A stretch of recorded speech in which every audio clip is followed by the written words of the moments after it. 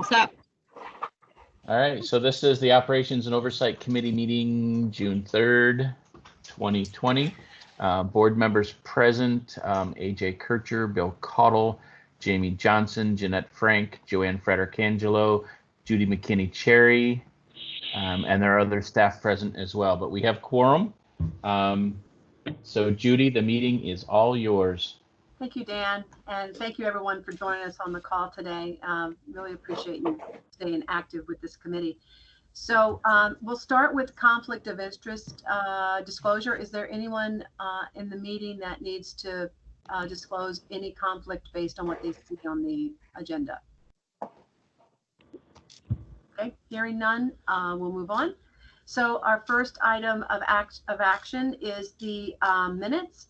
So the minutes were provided to you for our March 27th meeting.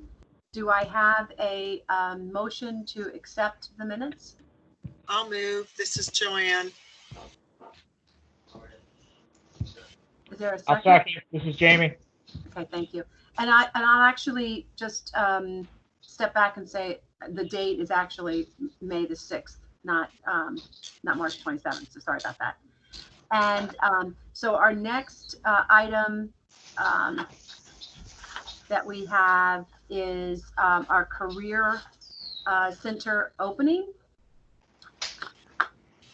Yep. So career centers. We are very deliberately, diligently working towards resuming some activities in our career centers. As a matter of fact, I spent this morning moving equipment and with tape measures and whatnot, getting the Bath Career Center and the Montour Falls Career Centers spaced out. So those two facilities, I've removed chairs, moved desks, dismantled computers to prep that. Friday, I will be going into Elmira to begin working through some of that space as well.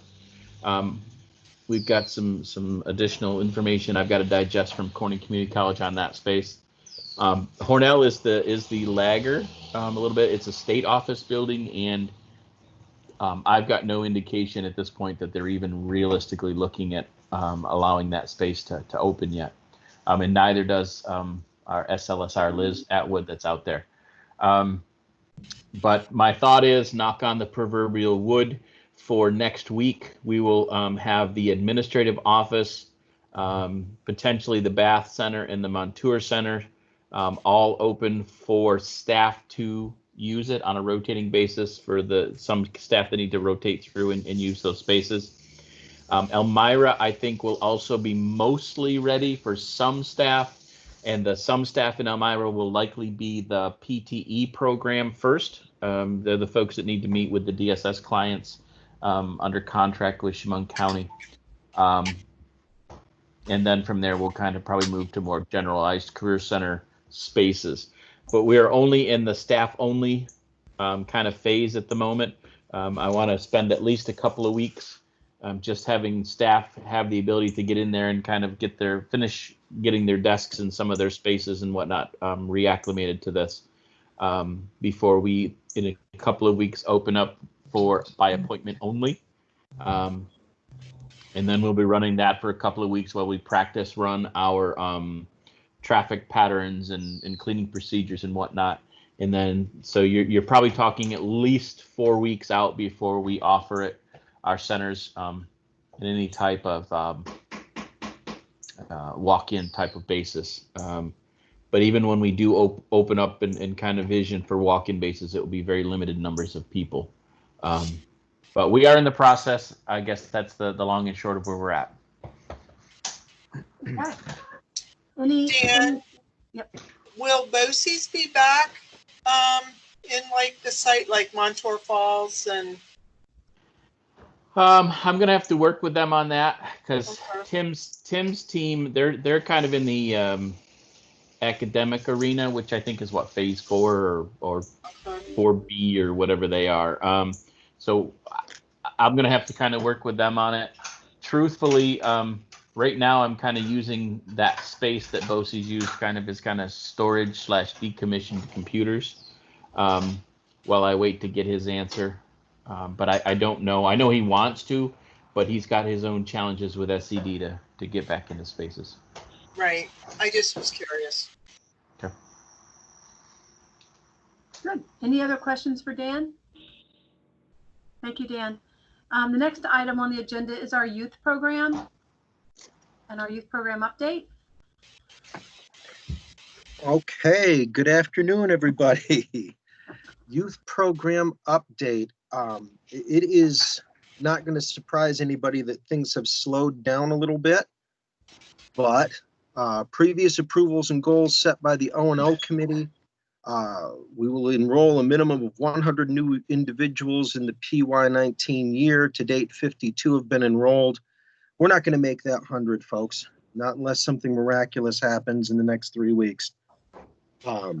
Emerging workforce will target 25 work experiences. To date, 17 have been engaged in work experiences, with 5 on pause and 3 currently active. Emerging workforce will target 15 training opportunities. To date, there have been 6 individuals enrolled in training. 1 is completed and the rest are on pause. For the month of April, we had 1 total referral and 5 new enrollments. For the month of May, we had 3 referrals and 0 enrollments. I will say that between the creation of this report and today, I had 1 more referral come in the month of May, last Thursday. I had 1 referral come in Monday, and I had 1 referral come in today. So things are starting to pick up.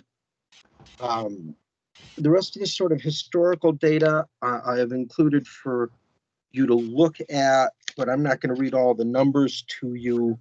I will just say that in the first quarter of the program, we had 12 new enrollments. The second quarter, we had 6. The third quarter, we had 29. And so far this quarter, we are at 5. That's a total of 52 new enrollments for this year, PY year. In the months of April and May, we've continued to push hard on outreach, and some of that is starting to pay off. We will continue to do so. Community liaison has contacted all area schools, trying to set up meetings with guidance counselors and other key staff. That proved to be really challenging. At the time I wrote this report, I said we're still waiting on responses.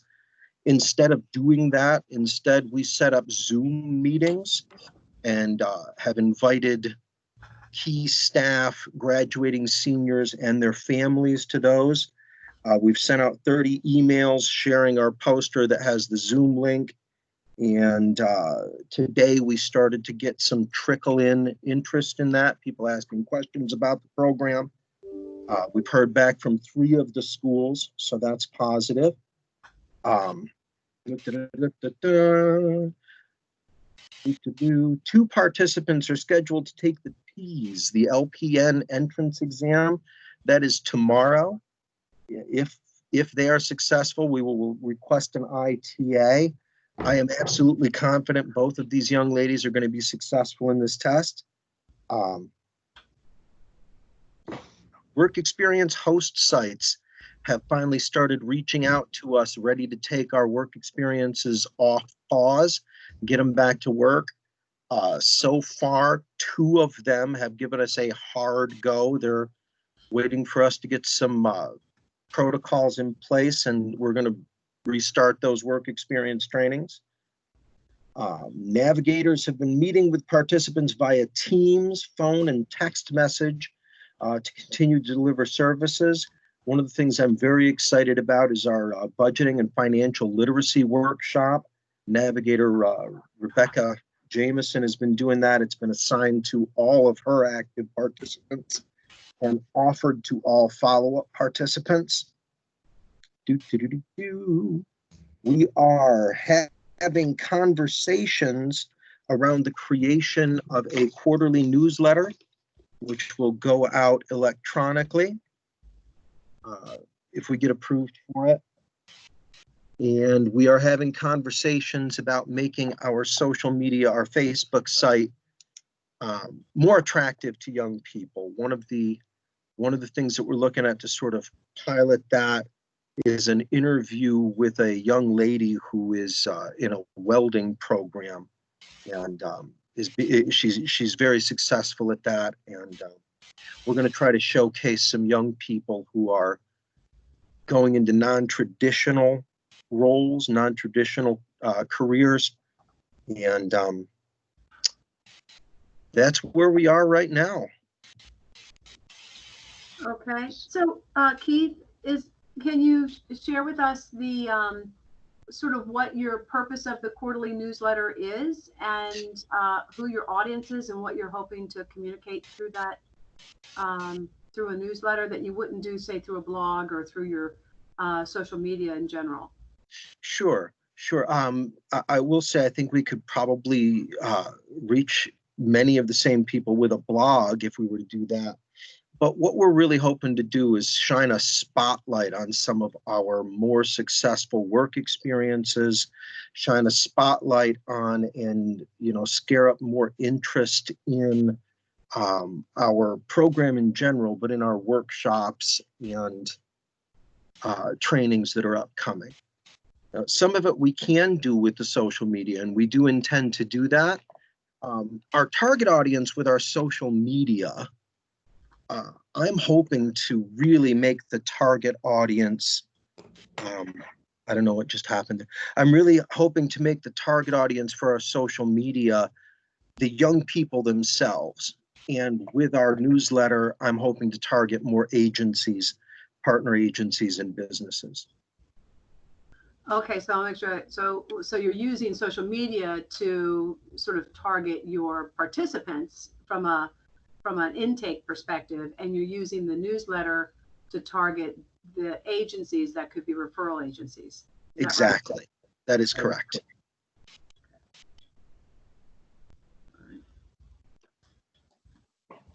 Any questions for Keith? Keith, this is Bill. I understand you said 3 school districts you've been in touch with. Curious if you can share what those were. CPP, Elmira, and the one we heard back from with a lot of questions was Horseheads. Okay. Very good. A question for either Rayanne or Dan. Are there going to be penalties if numbers aren't met this year? I mean, are you hearing anything that's going to relax any of those rules? So thank you for bringing that up, because I wanted to make sure before you guys moved on. So penalties in terms of the numbers, the penalties are going to be if you as a committee and board are not monitoring and kind of making those determinations, will be written up for you not doing that. But as we all know, you guys do look at these every month.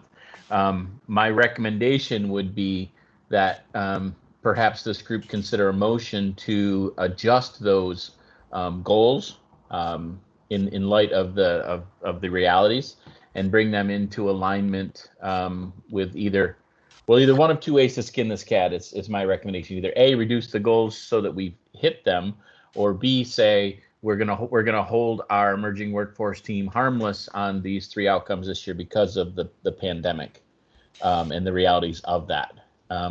I think as long as you both choose one of those paths, then we will be free from any write-ups on that front. You guys have done an excellent job of staying on top of and providing good oversight to this group. So the penalties are not, any penalties that we're looking at are not going to be, they're going to be related to the WIOA performance outcomes and things that realistically are that's a bigger fish than what we can deal with.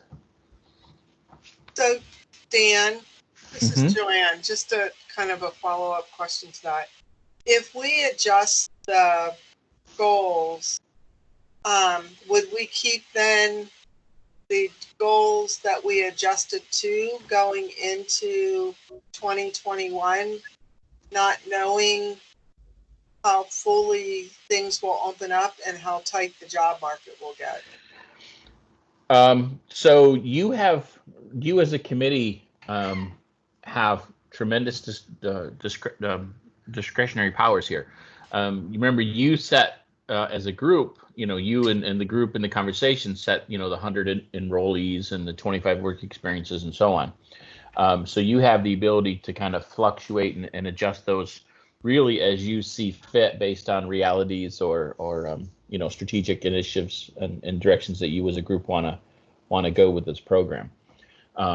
So realistically, what you'd want to probably do is either A, we're going to adjust the approvals from 100 to X and 25, these to Y and 15 training to Z, or we're just going to, alternately hold harmless. And then realistically, you could, at today's meeting, kind of establish those targets for next year. You could say, for this year, we're going to hold harmless. However, we're going to keep the same goals moving into the July 1 program year for next year, and then we'll adjust and monitor accordingly. That's really some decisions that you as a group are going to have to kind of decide what road you want to go.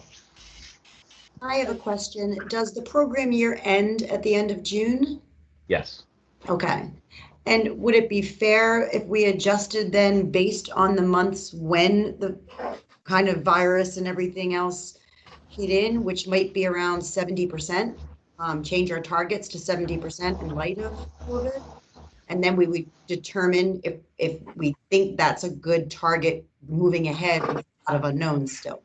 You're talking for the July 1 year moving forward, or looking back at the year that's ending? Well, I kind of was saying both. Like, one, Okay. should we look at adjusting it, looking backwards, to the 70% mark, which kind of aligns with the COVID. But going forward, I'm not sure that I really don't know. I was really mostly talking about adjusting it for behind us. Yeah, that really would be a decision point that this group you could choose. Yeah. Go ahead. I'm sorry. It's Bill. I was actually leaning the other way. I mean, I think to retroactively try to come up with a number that we're going to say is the target now for 2019-20. We already know if we've met it or if we're setting it and not going to meet it. I would just go with probably go with the hold harmless route. And then, if we wanted to set 70 or 75 or something like that for moving ahead and for the following year, that's fine. But we already know the answer if we try to set a number for this current / past year. I agree, Bill. Okay. So what's the pleasure of the group? To reduce to actually reduce it from 100 down to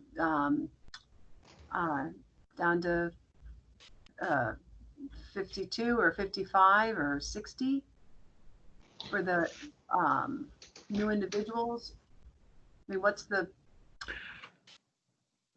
I think there's two separate motions. One would be how to evaluate this year, and a proposal is don't change the numbers for this year, but hold operators harmless on that because of things out of their control with the pandemic.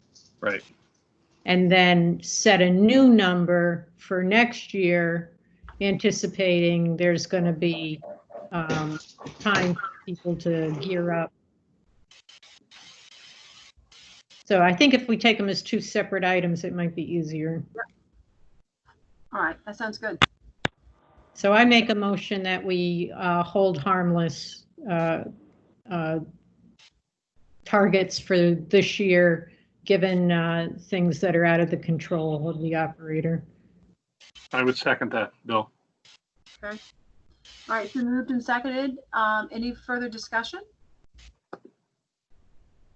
Okay, well then I'll ask for a vote. All those in favor say aye. Aye. Aye. Any opposed? Any abstaining? Okay, that carries. Okay, Jeanette, your second motion.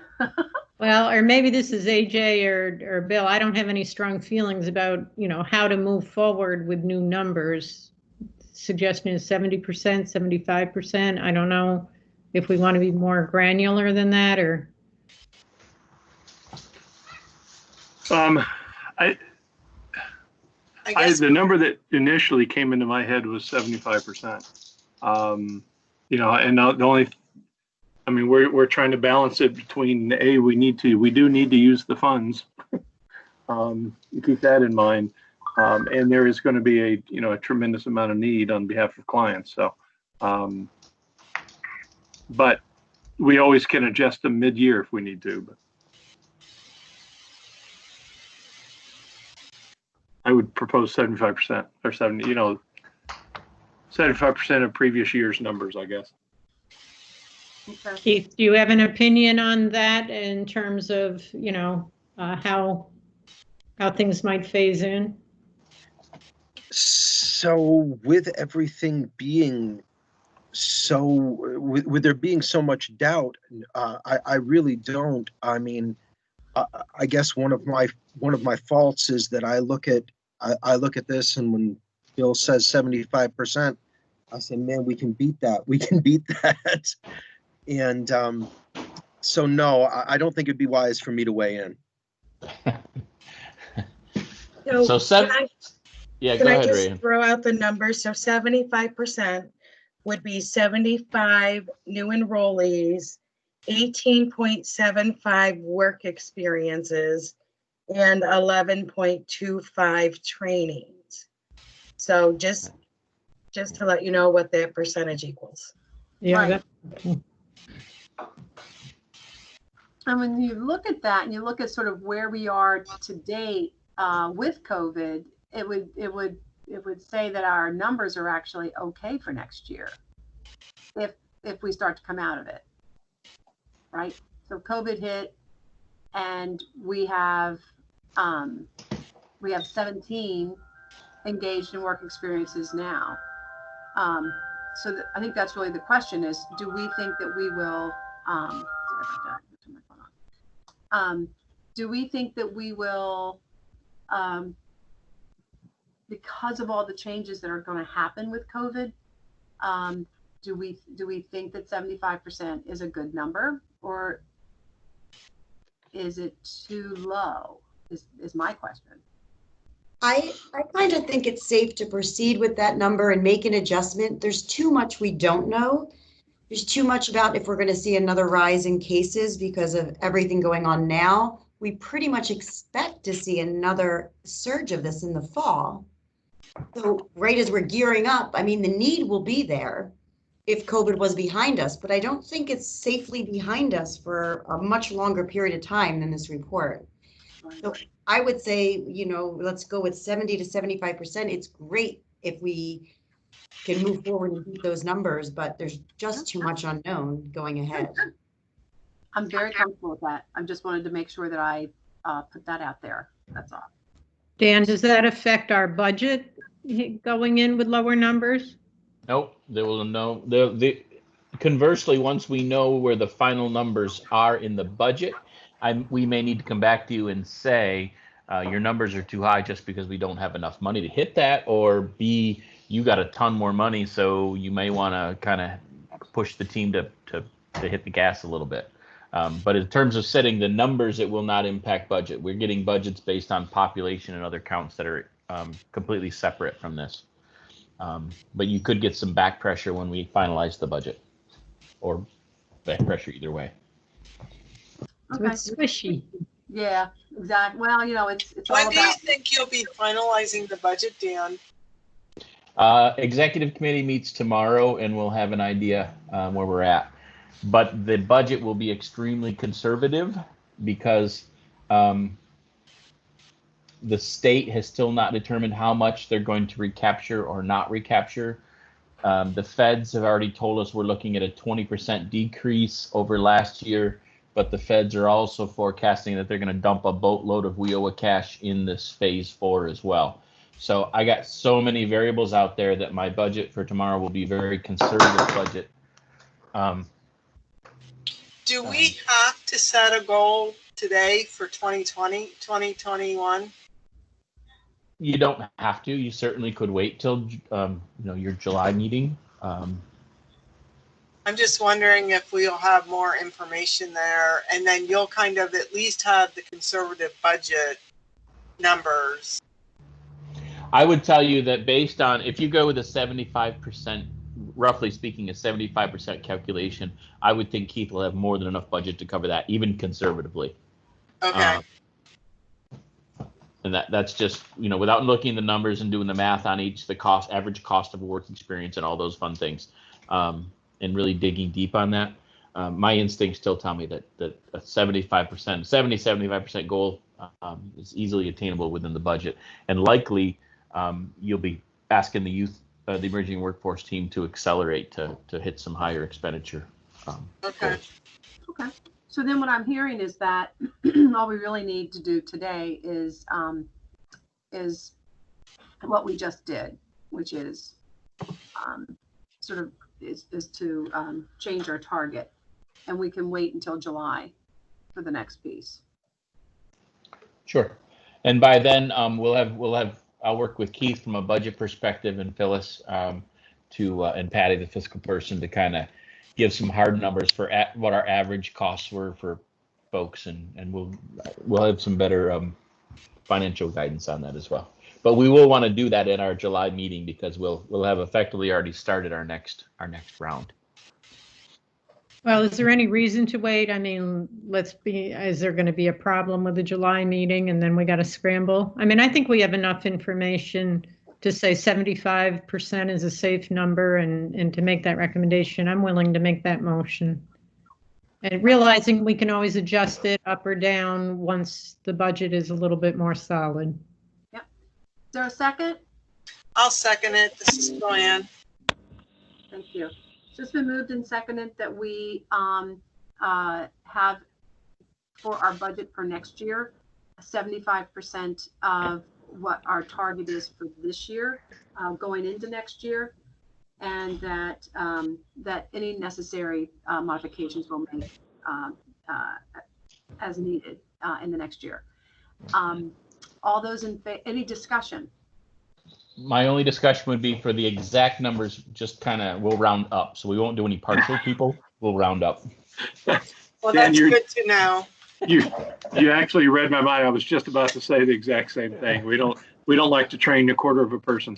Mm-hmm. I do that. Okay. So all those in favor say aye. Aye. Any opposed? And any abstaining? Okay, that carries. Thank you very much for that, and thank you, Keith. Thank you. For that. The next item on our agenda is individuals with disabilities. So just a couple of quick items here. We, just in time to close all of our centers, finally got all of our computers on our ADA computers up and running. Literally that last Friday, I was installing the computer in Elmira to mark we are complete. So yeah. So when we do reopen, as I discussed earlier briefly about the Career Center opening, so the limited machines that we have available in all of our centers, in every center, the accessible machines will be one of them. So there'll be that plus either one. Maybe in the case of Elmira, we may be able to get 2 more machines depending on how layout goes. But they'll be up and running, and we will be fully good there. Website update: by June 30th, we'll have a shiny new website which will be fully ADA compliant. So that will be our two individual disabilities items kind of wrapping up, and then we can kind of begin looking excitedly towards our next initiatives. I'm sorry, when did you say the website will be complete? By June 30. Excellent. Thank you. Any questions for Dan? All right. Judy, yes. Before we go on, can we go back to the youth program and go back through and vote on his youth report? Because we didn't vote on that. Thank you. Yes. Thank you very much. You're right. And there's an asterisk that said we needed to do that. Motion to accept the report. This Bill. Thank you, Bill. Is there a second? Second, AJ. Thank you, AJ. So it's been moved and seconded. All those in favor of accepting the youth program report, summary report, say aye. Aye. Any, any more than one? I said aye. Okay, thank you. And any opposed? Okay, and any abstaining? All right, it's been carried. Thank you. Thank you. for bringing that up. Yep. Okay, now we'll go on to the operations report. So this would be Dave Preetz. Yep. Dave, you can unmute yourself. Hi, everyone. How are you? So I wanted to just start with reviewing the center call numbers. As you can see in April, the number of incoming calls to all centers combined, just for my career counselors, this doesn't include the DOL staff or any of the other staff. These are the ones that my career counselors fielded, was 212 in April, as opposed to 96 in May. So you can see a significant decrease from between April and May. Coincidentally, the number of unemployment calls also decreased as less calls for UI came in for May versus April. The number of outgoing calls, which are calls to assess interest in career counseling services, slightly decreased in May. Now, I think that number 60 that you see would have been a little bit higher. That didn't include the last few days of May. But my staff was tasked in the middle of April to make outgoing calls to assess any needs for existing customers, though some of those calls continued into May. With the decrease of calls in May, it did open up some opportunity for the staff to begin training follow-up that needed to be done, the quarterly follow-up for training participants. And as you can see under the other Career Center activities chart, there was 157 calls/emails that were made for training follow-up. Between April and May, there was an interest by 12 people for training placements and 15 for job placements, but however, due to limited opportunities with COVID and only essential businesses being available for trainings or job placements, there were let me see. I'm sorry. Oh, there were 2 job placements and 3 trainings began. The career counselors continued to work collaboratively with members of the Pathways to Employment and the youth and emerging workforce teams to develop virtual trainings to offer to customers. They did spend a lot of time working in teams, cross teams, to develop some of those workshops. And actually, I have also attached, thank you, I've attached the June calendar. And I think since this was sent out, there's been a couple of more that have been added. But this is what we're going to use going forward. I am going to update it as we go, but right before the beginning of each month, I do want to try to have a set schedule. We have piloted a few of these workshops towards the middle and end of May. I believe there was 5 of them that were piloted. People that attended, some of the attendees were customers and other staff and partner agencies. So it was kind of a hybrid or a mix of both. I know Carol had one today scheduled that was self-branding, and I got an email that nobody did attend today, but we're going to roll out another date for her later in June to try it again. So again, the numbers aren't where we want them to be, but hopefully once the centers reopen, registrations, OSOS registrations will pick up, and we'll be able to increase the number of job placements and training placements as we go. One of the things that Dave, he didn't mention, but I will say is impacting a little bit of the numbers that we see, is the fact that our Department of Labor partner is really completely offline. They are not doing any real activities outside of UI. Albany has redirected every single Department of Labor person, bar none. So fiscal auditors, program auditors, everybody literally in Department of Labor is working on UI claims. So we're not getting any real activity and support from them. It's not that they don't want to. I don't want anyone to read that as a negative. It's just they are so focused on trying to do something with the UI backlog that we're not getting the normal flow of referrals from those folks. So while there may be literally thousands and thousands of people on unemployment in our area, the UI, the Department of Labor staff, are not encouraging placement of any of those people into our workshops. So we're only able really to tap into the flow that we're able to generate from the Emerging Workforce Program, from the PTE program, which is also completely voluntary right now because of some change of rules. And then the folks that do respond are calling a career center specifically to look for stuff. So our flow in terms of incoming referrals is really, really limited. And so we're having a hard time going.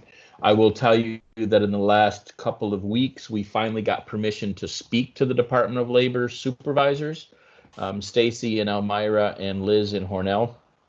We were forbidden from speaking to them up until about 2 weeks ago. And so we're at least able to kind of begin talking to them about what we're doing in these workshops. And both, I don't want to speak too much on their behalf, but I will say they are both very excited that they want their teams to be doing career center stuff instead of UI stuff. They really don't like doing UI stuff as a general statement. And so they're really looking forward to engaging and really referring a lot of folks who are on unemployment into the workshops. And so they're keeping an eye on it. They're also going to kind of begin, once they're given permissions, to kind of help us build as well, so that the volume of workshop presentations will also increase once they're back online. So yeah, it's a whole lot of information, but bottom line, we're doing our very best at this point, but we're limited with the flow compared to what one would think, given our unemployed numbers. And we can share these workshops with whoever. Absolutely. Please do. Okay. Yeah, Dave, some of my questions I asked your predecessor, one is how are you marketing these and getting the word out? And two, will you allow agency personnel to participate and or pilot them? I know as a service provider, formerly, sometimes you'd want to really, they look good, the titles look good, but sometimes you want to preview them before you actually make a referral or a recommendation. Yeah, we have staff who have been reviewing them, and the instructors have actually been running demos for other staff to get feedback and to see, what our thoughts are, what our critique is before we roll them out. They do also get sent to Phyllis and for review before we post them or make them available for for our customers. My question is more as an outside service provider. Before I made a referral, I might want to actually see what I'm referring to. Right. Sure. Would I be allowed to do that? Absolutely. Absolutely. And Sure. Can that even be promoted? Would that maybe help with your referrals by marketing it to service providers and saying, hey, check this out, and we're open for referrals? Yeah, I think that's a great idea. Any way we can, get the word out is going to be beneficial, to get people to register. And we are putting it on our Facebook page and all of our social media pages. We're putting the calendar, and it's updated regularly. So anytime we do make an addition to the calendar, I send an updated calendar, and we have one of our staff members post it on there. I think if you can build an email list of agency service providers, that's going to get into their work box, and they may be more likely to open it. Dave, reach out to Laura on the emerging workforce team. She does a lot of resource mapping as part of her community liaison job. So don't try and recreate that wheel, because Laura on Keith's team has a good list to start from. Okay. But just to Jeanette and Joanne, if you see at the bottom, I've kind of highlighted it. To register for any of the above workshops, please email info@csswfny.com, 1 business day ahead of time at least, and then you're good to go from there. So Dave was absolutely spot on. If we would love to have you guys sending any of your program participants, residents to participate in these.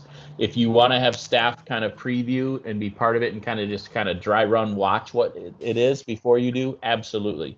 There is zero reason why they can't. And what I will say to Dave, and so please let your team know, if a staff person from an outside agency just wants to audit the workshop just for before they refer, I want to make sure it's a quality product type of determination.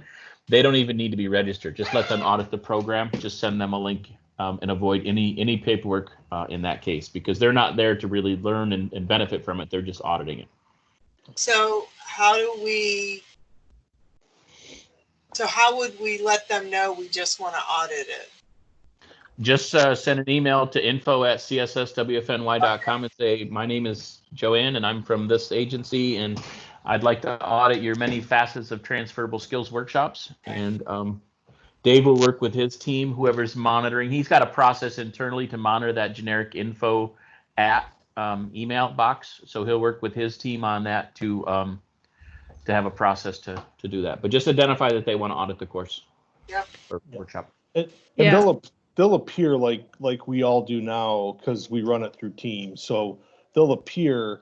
We just won't include them like in our sign-in sheet, but they're welcome to audit, participate, just be part of the program and see if it's something that, be beneficial for the clients, for that organization. I might be interested in auditing some just as a committee member. Sure. I can be. Well, I will say that's a bridge too far, but. I didn't say I would do it, but if I got the link, I would think about it. No, please do. I'm just being silly. Yeah, I encourage anybody.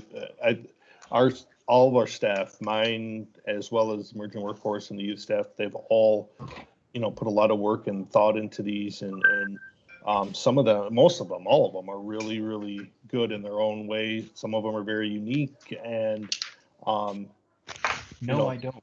We've had some really good feedback that we've given to the staff. So I do encourage anybody to sit in on any or all of them. Sure. Good. And Sally put a message on the board saying that the Pro Action TANF team has set in on some of the workshops, and they're now sharing them out to her programs as well. So they have, been participating in the workshops as well. Yeah, we have had some of her participants. Okay, Thank you. very good. All right, well, that was awesome. Okay, anything else for Dave? All right, moving right along. Our next is our second quarter 2020 monitoring for our quality assurance performance. So what this is actually, and there is a memo attached to the committee materials, but according to our audits and resolutions policy, quality assurance needs to conduct career center monitoring, adult and dislocated worker program monitoring, and youth monitoring once per quarter. So we're looking at March, April, and June, and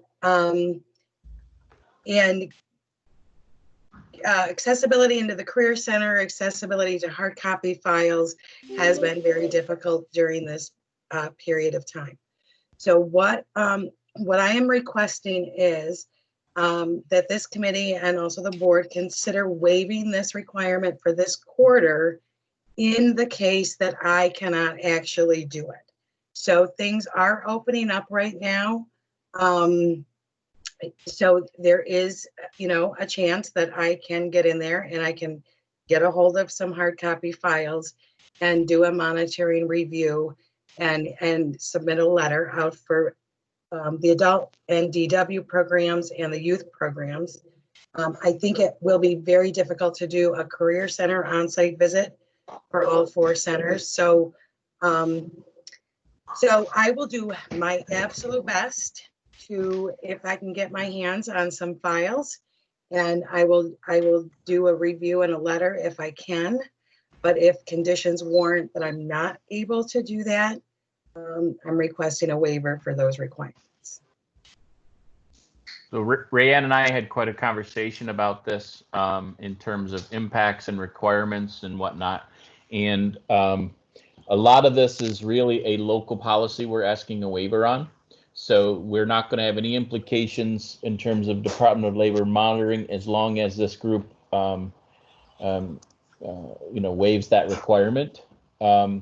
As far as overall monitoring levels for the state requirements, we have always, and I think I've shared this in the last meeting or two, we always exceed the minimum requirements that the state does in terms of volumes, overall volume of files reported and things of that nature. So we are overachievers, and we've already met enough this year. We met it halfway through the year in terms of overall volume for Department of Labor requirements.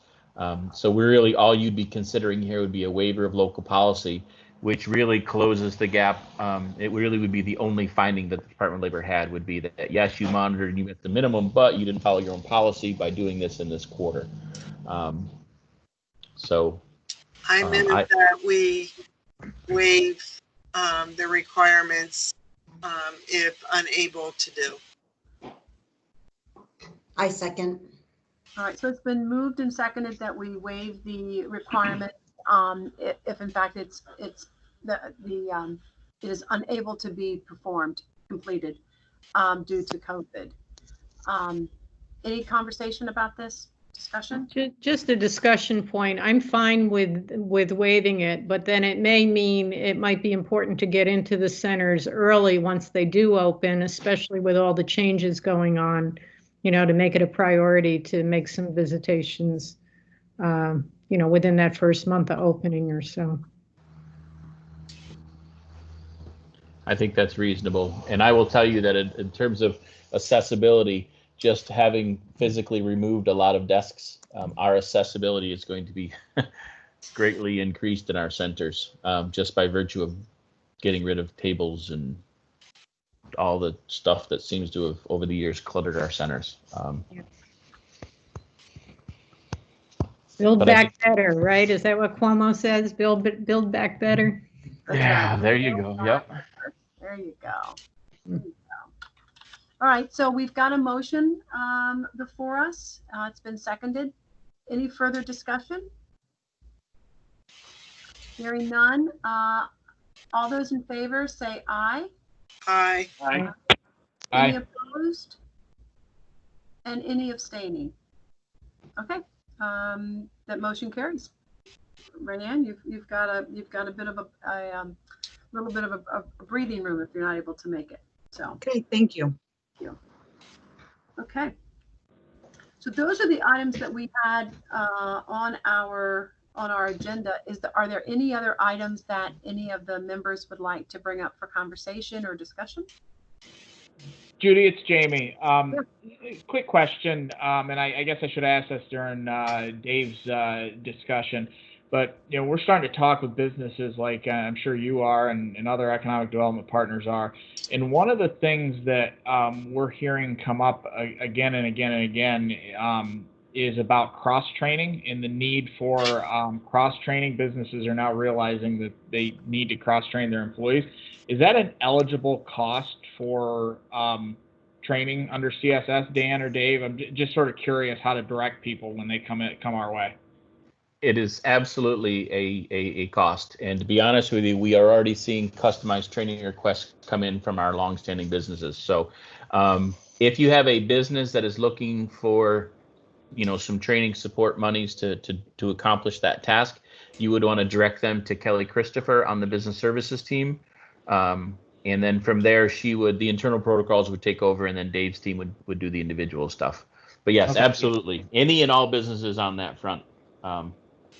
We're expecting that to be a huge, just from that initial flow. I can't remember when I shared it on too many of these Teams/Zoom meetings, but we're beginning to, we saw that early on, that businesses were like, we need to cross train a whole lot of our folks to be leaner and meaner. So send them on. We've got some money. Good. Perfect. Dan, this is Joanne. I would just say that we are planning on, at this point, running a summer TANF program. It probably will be somewhat smaller and looking a little bit different. Adam, the program coordinator for the Youth Bureau, just came back from furlough on Monday and has been contacting job sites.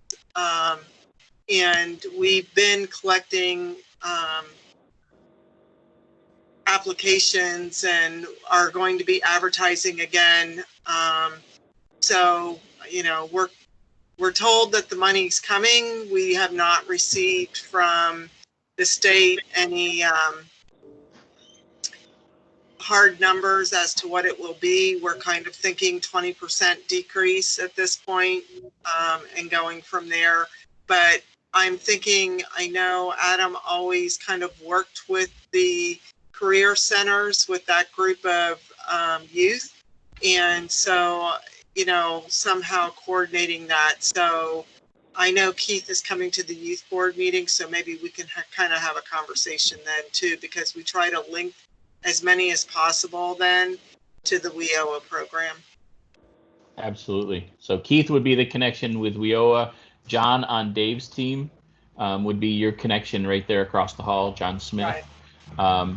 So I would think, and Dave, this is probably your first summer youth experience on this, so I'll kind of step on your toes and apologize. But in this particular case, yeah, Keith and John would be your contacts in Schuyler County. And Keith, make sure that you, Dave, and John have a conversation so that it's seamless. So if a staff person talks to John, you're aware. If they talk to you, John's aware, etc. So have kind of a three-way conversation on that. And then we probably should do a similar thing for each of the other counties. So I know Sally's on the call. I think she's muted, but Sally's on the call. So if you could make sure that a connection's made with the youth team and Dave's team in Steuben and in Chemung with Bob Harris's group as well. Okay. Yep. Awesome.